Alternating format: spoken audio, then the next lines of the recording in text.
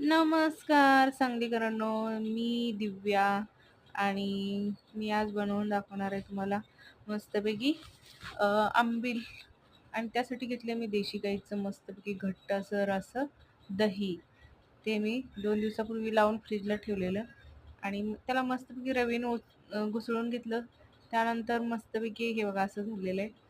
आणि 2 चमचे दही घेतले मी, तर 2-3 चमचे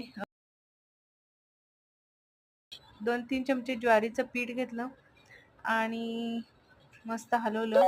आणि आता त्यामध्ये एक छोटं पातेलं ठेवायचं आणि त्यामध्ये थोडंसं किंचित असं तेल टाकायचं आणि त्यामध्ये थोडी जिरं टाकायचं, मस्तपैकी हलवायचं आणि म्हणजे एक साधारण तडका मारल्यासारखं आणि चिमटभर मीठ टाकून आणि मस्तपैकी आंबील आपण जे मिश्रण बनवलेलं पिठाचं आणि दही,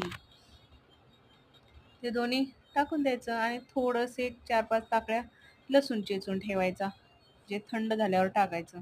नॉर्मल कोमट असताना त्यावेळेस टाकायचं. हे बघा असं मस्तपैकी उकळी येऊ द्यायची त्याला.